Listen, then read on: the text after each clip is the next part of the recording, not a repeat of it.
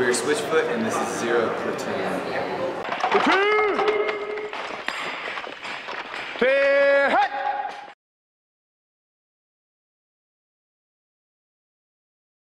So when I was in junior high, I discovered that Led Zeppelin didn't have any piano players in the band. I mean, John Paul Jones doesn't really count.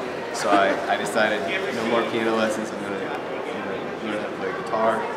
And I was in a Led Zeppelin cover band with my little brother here. And that's where it all started for me.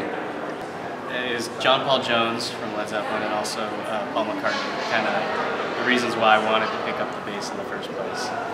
Well, I grew up in a musical family. My grandfather played keyboard with Elvis in the Philippines. But I took piano lessons when I was a kid and I hated it until I started to listen to the Beatles and stuff like that. That's how I learned to love music. We kind of all have the same story. I didn't realize that till just now because I grew up, my mom was a music teacher, made me take piano lessons. After a while, I went, I don't want to play piano anymore. I want to learn guitar, and just loved music. I grew up with my mom being a music teacher, so. When you're a kid, it's kind of hard to reach your hands around the fretboard, you know? So piano is like, oh, it's an easy thing to learn. It's very visual. But yeah, it's one of those things where I feel like it's a little limiting as far as expression, just because even just the idea that you can have an electric guitar or an acoustic guitar, you know, piano, you've got, you could argue that you have many more sounds as far as the synthesizer is concerned. The immediacy of expression is right there with the guitar. I learned Stairway to Heaven, as cliche as that sounds. Oh my gosh. Mine is not so cool. Yeah, mine's not so cool. But mine's also like dragging you down with me because I remember one of the first songs we learned on guitar was actually took guitar lessons as kids. And the guitar was like, oh yeah, on me.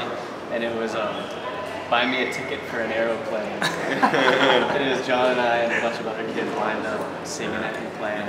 It's a cool song. Yeah, that works. Maybe not so much my version. I think my first pop song I learned was Queen, We Are the Champion. Yeah, you are. are. The piano part, I was trying to figure that out for the longest time. I don't think I've ever learned it full extent. Put you on the spot tonight. Yeah. Hey, my dude. Yeah. Mine was not as cool as you guys'. Every Rose Has Its Thorn by Poison. That's pretty awesome. It was just like on the radio, and it was just like G and C pretty much, and I was like, whoa, I can do this. I know this song. That's how we taught Godson to stay away from the roses. Be careful, we'd say. Remember, every rose has its. That's a good way to listen. That's just facts, you know? Yeah. Be careful. When I was in high school and college, I loved Elliott Smith and Radiohead, and I'd listen to them like nonstop, and then I'd find myself like getting super depressed and just pretty dark, you know. And so then I'd pop in Ben Folds 5 to kind of like cheer me up. So like for me, music has a very distinct pull on my emotions, and I found that, you know, there are certain people that I can't listen to them all the time, otherwise I just get super depressed. I like bands like Sigur Rós or Explosions in the Sky that kind of pull me out of, you know, the space. Something about just having no lyrics or lyrics that I don't understand what they mean, but that the emotions are pulling on me. I remember distinctly when I was in college, you know, where I started to learn how to feel music and stuff like that, and I went to a YouTube concert when Streets Have No Name came on. That emotion that came about in that one song was pretty powerful. Listening to that song over and over again always brings me back to that, you know, those emotions that I had. For me, music marks different times in my life where, you know, I remember buying Bob Marley Legends. It was my first CD I ever bought. And I just remember playing that over and over one summer.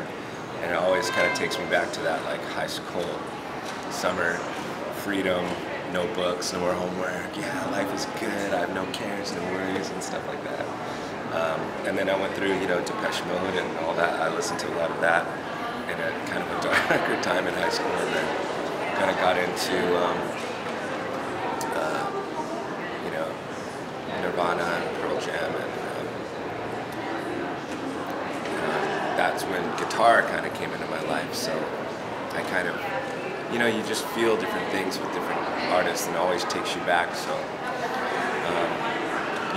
I kind of just find music, current music, that marks different times in my life even now. So, having kids, I've had sort of a resurgence of Beatles music in the house because my kids love it. It's simple, they hum it, they can sing it, and it's fun to put on. So that now marks a different time in my life, so it's pretty cool. I would say I write songs about the things I don't understand, whether it's God, politics, death, girls. That's about it.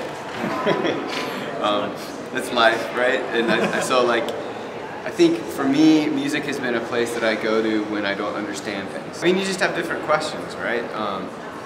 I think many times we look to things that we think will be the answer.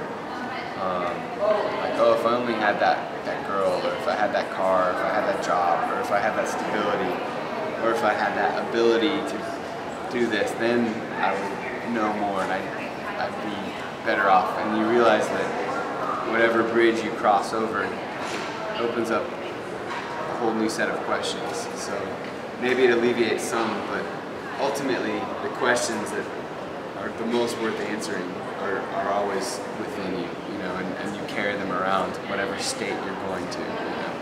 So I think for me, music kind of is a good way of keeping that, because you've always got the song within you. It's always there. You can always still ask those questions. And I think that's why the songs for me that maintain their importance are the ones that live outside of the situation.